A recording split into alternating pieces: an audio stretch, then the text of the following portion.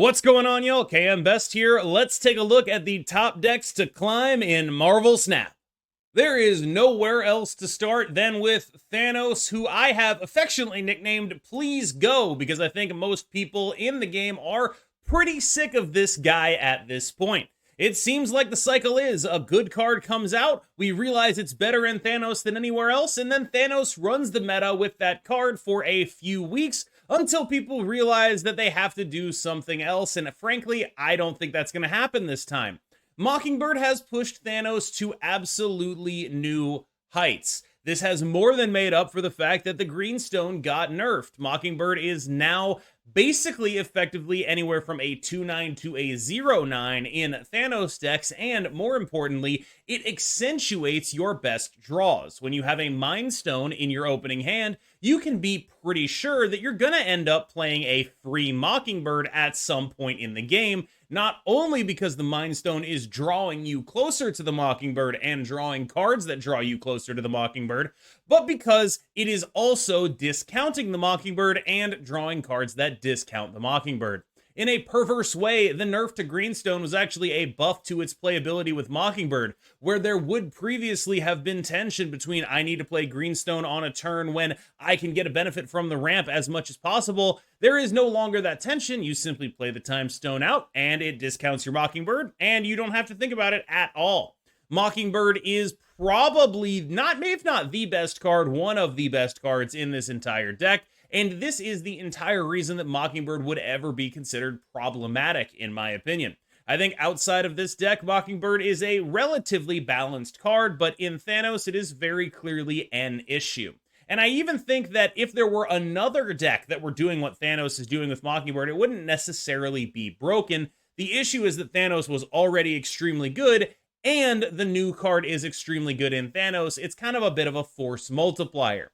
Thanos, already a tier 1 deck, got a significant boost. It is the best deck at using this card, and no other deck can use this card as well as Thanos can, which means that the relative boost that it got, not just the absolute boost in terms of having Mockingbird, but the relative boost compared to the meta, has put it in a position where I would consider Thanos the unquestioned tier 1 deck. You could argue that I'm using the wrong terminology, and this should actually be described as a tier 0 deck. It is one of two decks that I think are worth recommending if you seriously want to climb right now. It is the deck in Marvel Snap, the best possible. I think that if you are trying to climb as hard as you can, the best thing you can do is play this Thanos list. Now, there are a few sort of flex slots I want to talk about.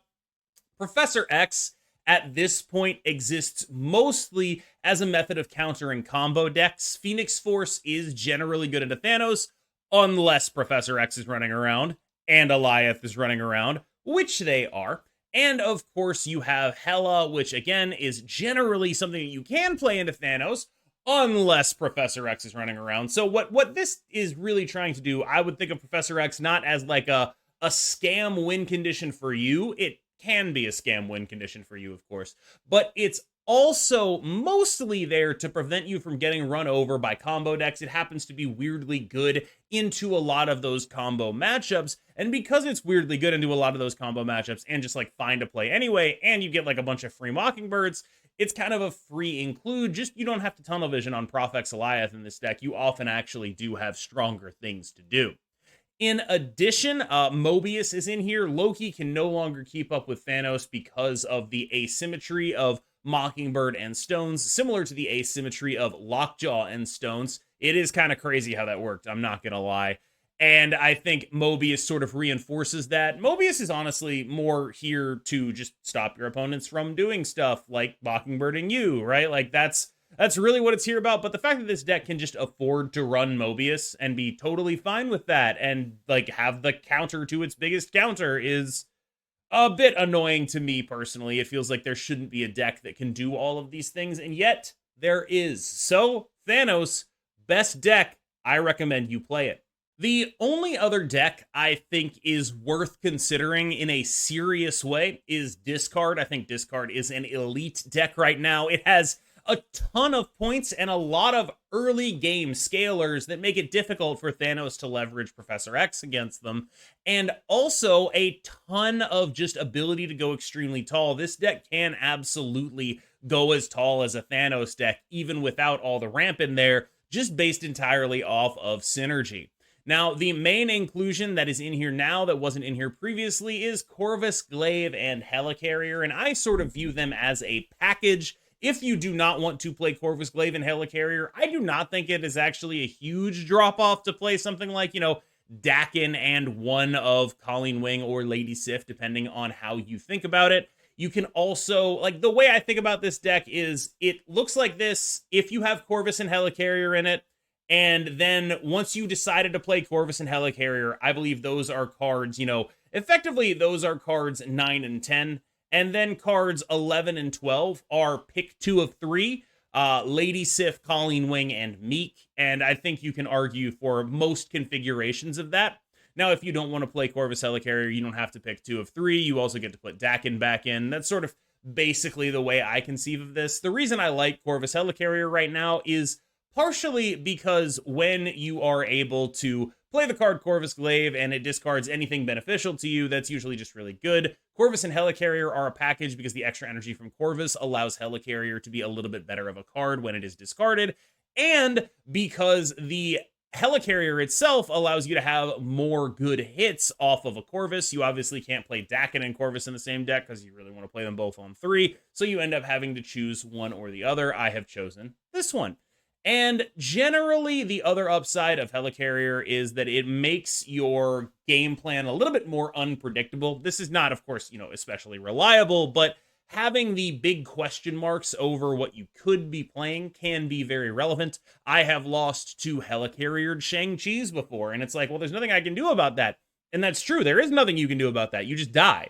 And I think that's actually a very compelling upside of Helicarrier. Obviously, it's not going to happen all the time. It's not going to happen most of the time. But some of the time, it's just going to give you an absolutely free win that your opponent will never play around, and that is valuable. The rest of the time, it's giving you, +4 to +5 on your, collector, which is pretty good. And having your collector scale up to the level of Meek and Morbius is pretty important. Meek himself is, I would say, likely not a core card, but if you aren't going to play Corvus Helicarrier, there's really no reason not to play him. If you are going to play Corvus Helicarrier, I can see you dropping Meek for whichever of Colleen Wing or Lady Sif you decided not to play. I consider that pretty much a true 50-50. I've opted to play Colleen Wing and not play Lady Sif because I'm building for the Corvus. I want to Colleen Wing my Swarm, then play Corvus. Hopefully he hits the Swarm, something along that. That's sort of how I'm thinking about it. But the other way to think about it is I want to play Lady Sif, so that when I have the Helicarrier in the deck, I can have a more reliable way to target the Helicarrier and get it out of my hand. Also 100% viable. I consider that basically a coin flip, and if you're not playing Meek, you don't have to make that decision. I would consider playing Meek optimal, but I know there are people who just simply don't have the card, and that's fine.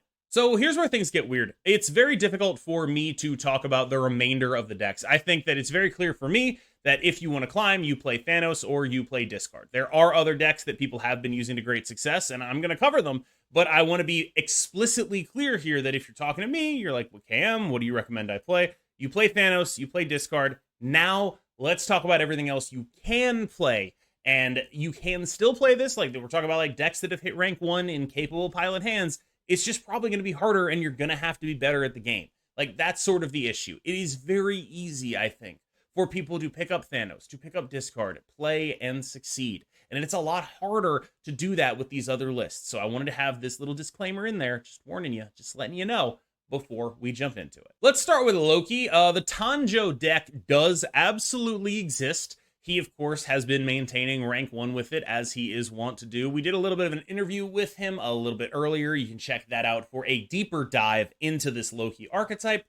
Generally, I think it's a good deck, but I noticed on Untapped it had a pretty mediocre win rate, and I think that speaks to just how hard this deck is to play. It is one of the hardest decks to play in the entire game, and even when it's good, a lot of what makes it good is being able to go to Showdown and make reads. And I think that kind of play style, this sort of small edges snowballing into making reads on the final turn of the game, benefits a really good player like Tanjo, but does make it a little bit harder to recommend this deck specifically. Me personally, I had a little bit more success with this build of the deck, and I talked about how Dino and Mockingbird and Vision are like sort of this interesting top-end coterie that you can run in Loki. And my personal preference for why I like Dino a little bit more is that it allows me a little bit of game into the combo decks, Hela, Phoenix Force, that I wouldn't otherwise have. It's not like I'm always going to win those matchups or even often going to win those matchups, but I like the ability to legitimately go tall in a lane. I find that it is helpful, and that while it does not lend itself to the way Tanjo likes to play Loki, these small edges eked out over the course of 6 turns, it does sort of make the deck a little bit easier to play. I had a 69% win rate with this over about 30 games. Nice. And it was a fun and solid and enjoyable deck for me to play, so I'm putting it on here as an alternate Loki build. Phoenix Force is in a really awkward spot right now because it is a deck that would be good if specifically Thanos stopped playing Professor X. And that's just like a really frustrating spot to be in because like your deck is good if it weren't for this one card in this one deck, but this deck loses so hard to Professor X a decent amount of the time that you end up in a very awkward position. Like, oh, you're going to be a Shuri Nimrod deck? No, you're not. And so the fact that like your whole backup plan, the thing that you're investing snaps in, your Shuri Nimrod thing that beats everything is not reliable against Thanos, and that's the best deck in the game. And the second best deck in the game is Discard, which can actually just straight up go tall enough to beat it. You end up in a spot where Phoenix Force is like, it's so close to being real, like really, really, really good and really, really, really scary. And it is still good and scary, but there's these very clear lines for both of the elite decks in this metagame to beat it, and that's a really tough spot for the deck to exist in. I think that this is, it's a deck that, like, you know, when War Machine comes out, and if Thanos has to stop playing Professor X, suddenly it roars back to life. But during this brief interregnum where Thanos just gets to play Professor X, and War Machine isn't here to save us, and we just have to sit here and deal with it, it feels like this deck is legitimately poorly positioned in a legitimately frustrating way because it's the most minor way to be poorly positioned possible, but because Thanos draws so many cards, it's just true.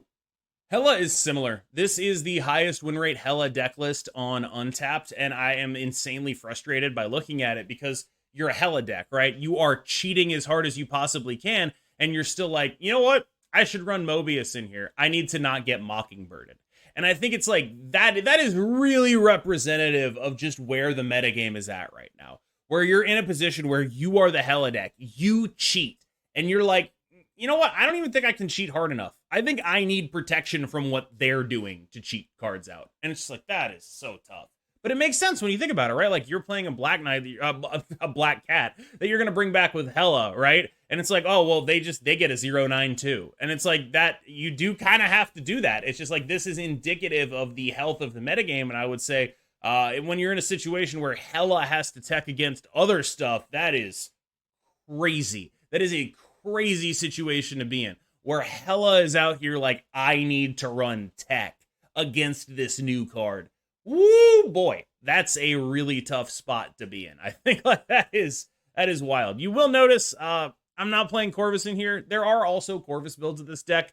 I don't like them, but they can be good in the right hands. I just think that like the more you invest in Corvus, the more you end up in a spot where it's like you are priced into snapping on Corvus. And Hela has the same issues with Professor X, where it's like, well, they Professor X that lane, and now I'm probably going to die.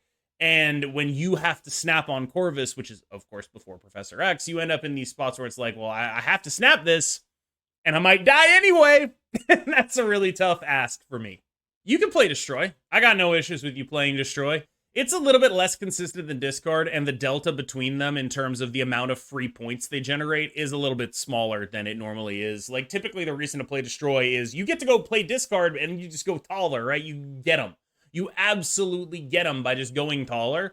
But honestly, I'm not sure how reliable that is, because while you do go taller on your good draws, Discard definitely goes taller on its bad ones. So it's a little bit more consistent than you are, and so I don't think the matchup is all that good. It can be in battle mode if you're snapping aggressively and doing the right snaps and retreats, but it doesn't necessarily have to be, and so that has dropped Discard a little bit in my eyes. Of course, you know, I mean, we have to talk about Thanos, right? Like, Thanos is a deck we're going to keep coming back to. And I know I'm going to get a lot of comments like, damn, KM, can't you talk about the deck you're talking about instead of talking about Thanos? But you have to talk about the deck I'm talking about in the context that it exists. And that, unfortunately, is the context of Thanos with Professor X and with Alioth.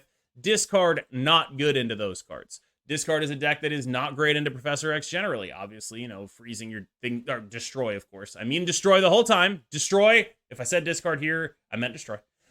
Destroy, of course, is a deck that is not good into Professor X, a deck that is not good into Alioth. You're throwing priority, they can Professor X Alioth you, and that game plan is extremely dominant against what you're trying to do with this deck most of the time. For that reason, for the record, we are also going to be an Alioth deck. Like, this is why we're not an Arnim Zola list anymore, because it's just so bad to be an Arnim Zola deck into a world where there is just a ton of Professor X and Alioth. So we're an Alioth deck too. We're going to try to play a little bit differently, not do the, like, throw prio Deadpool stuff, just, like, play cards out, and I think that's fine. But I think it is sort of generally indicative of this not being a great metagame for Destroy, where, you know, it's not really a great metagame for a lot of stuff. I actually really like this deck, but the untapped stats on it are pretty minimalistic. It's one of my favorite mid-range decks in the game right now. It's just, I think that as far as a mid-range deck goes, it gets outclassed on points by Discard, and it gets kind of outclassed on everything by Thanos, which means there's little room for a mid-range deck like this to succeed. Now, you do have a lot of tools. The way I like to think of this deck is Sarah-less Sarah. I've even seen people literally running Killmonger in it, just to get that whole Sarah-less Sarah type of experience. And I know people are going to be like, Cam, where's the Sarah on this tier list? The answer is, it's right here. This is the Sarah on this tier list. This is like Sarah, but it's good. Except we're in a spot where even this, which is, I think, better than normal Sarah, is getting legitimately kind of power crept out. And I think that, like, this is the kind of deck that, you know, if Discard and Thanos get nerfed, we're going to be looking really hard at this. This is the kind of deck that has a lot of really good interactive tools alongside proactive big guys. This is what Hope should have been enabling, but instead, Mockingbird is a 0-9, and it's very hard for a fair deck to deal with that. I think there are probably other lists that I could have put on here. Like, you know, I'm not going to get mad at you if you play, like, you know, She-Not or whatever, or if your budget constrains you into, like, certain lists here. But I think that it would be almost pointless to continue listing decks and then repeating the same things about them, which are, they're not as good as Thanos, and they're not as good at Discard, right? Like, that's sort of where this metagame is at. Thanos is the best deck, Discard is the only thing that's up there, and everything else is around. Like, it's not like these decks are the best deck by an overwhelming margin, if that makes any sense. They are the best, clearly the best, but they're not like, whoa, it's impossible to beat them with anything else. You can play a lot of stuff. It's just, most of the time, you're going to end up 45% against those decks. It's not like you're going to end up 0 or anything like that. It's just, over a large sample size, the other stuff tends to end up sub 50 against those decks. And that's just enough for me to say that, like, you know, those are the two decks. There are other decks you can play. I think that's totally fine. I mean, me personally, I haven't actually been playing a ton of Thanos or a ton of Discard. I've been playing a lot of Loki because I'm me, right? Like, I can get away with that, and that's fine. But I do think that if you, watching this video, want to climb ranks, you have no excuse to not play Thanos or Discard. Absolutely none. Those are the decks you need to be playing. You want to climb, that's what you play. I'm sorry to bring you this devastating news, and on that bombshell, it is time to end. Thank you so much for making it this far in the video. I have been KMBest. I hope you check out more of my work, you know, like, subscribe, but I'm guessing if you watch this far, you probably already do, right? Like, if you're new and watching this far, I mean, thank you very much. I really appreciate it. So, as always, I've been KMBest. You've been phenomenal. I will see you in the next one, and I am keeping my hopes up for the OTA, because at this point, I do not want to deal with this any further, so hopefully we only have a few more days of this. I frankly, I hope they nuke Thanos.